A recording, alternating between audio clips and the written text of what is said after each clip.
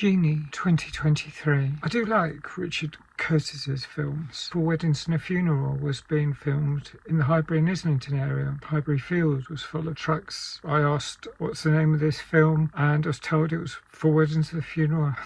That's a really bizarre name for a film. Didn't think it would catch on. In particular, I like Love Actually. But as far as Christmas films go, that is one of my favourite. It's a very long film, well over 2 hours, and that's usually my limit. But all the stories are expertly woven together. Now, Genie is this year's Christmas film. I'm not a massive fan of Melissa McCarthy. I can take her in small doses. Her comedy doesn't always appeal. She does a very similar type of character. That's fine for people who like that kind of comedy. I really liked Bridesmaid. It's 2011. Some of more recent films, take it or leave it. However, I haven't seen her for ages, and so I thought, yes, let's give this a chance. Genies are quite interesting characters. There's been an advert recently about some car. One of the car manufacturers has an advert in which two adults quickly make 3 wishes, and then the daughter says, why didn't you wish for 1,000 wishes? That whole idea of 3 wishes is dispelled really early on in this film. Papaa Essiedu plays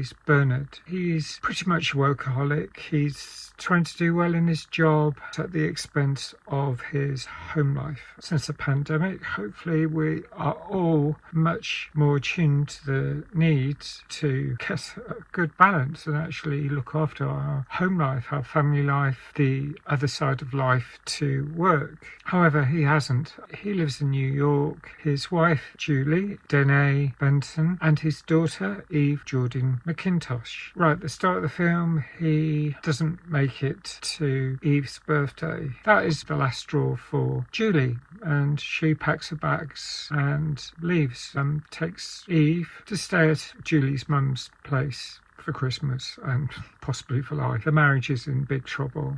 Trial separation. So Bernard is in a bit of a fix. He's in a real state. One reason why he didn't make it to the birthday bash is because his boss is a bit selfish, an awful person. He collars Bernard just as he's about to leave the office and asks him to show a visitor around the museum, and it doesn't take no for an answer. So that's that. Bernard's going to be late. It's going to be an awful shame. He also then gets the sack. It's not a spoiler. It's really early on in the film. In hindsight, he might as well have just told his boss to go swivel. So anyway, he's at home in his own apartment, New York, lovely place, high rise, wonderful view over the city. He's bought a present. It's an antique, ancient looking jewel encrusted box. He happens to rub it and suddenly a genie appears in the form of Melissa McCarthy. She explains the rules. In a way, there aren't many rules. Bernard can make as many wishes as he wants. There is a downside.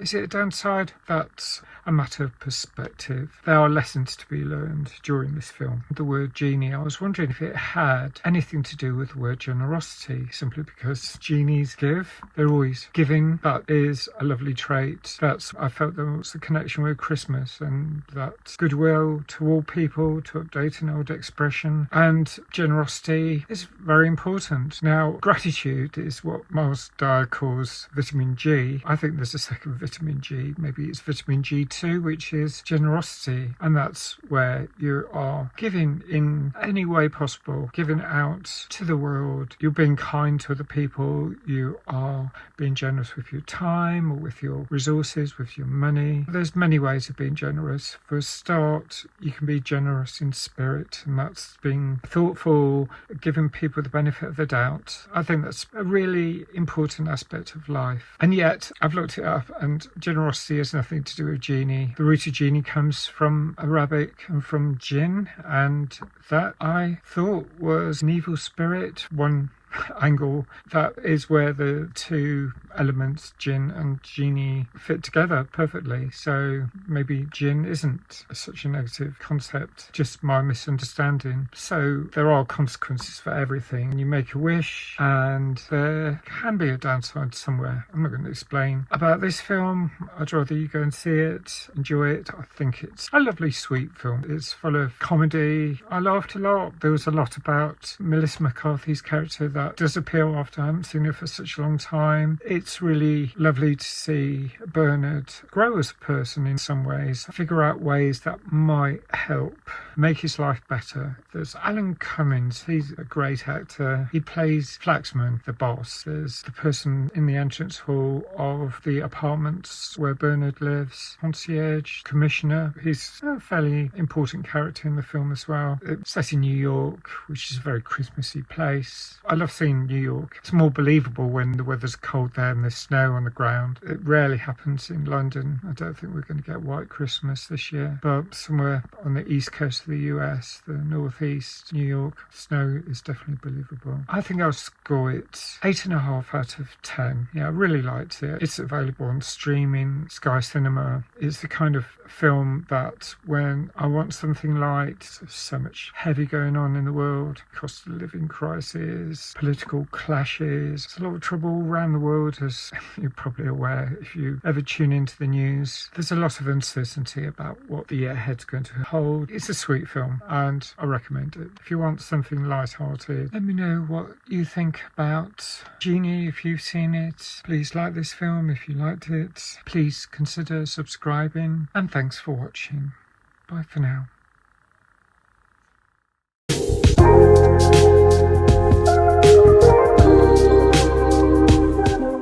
So, was there anything else I'm going to say about it? I'm looking up other words. I love the roots of words. Geniculate. That was a brand new word of me.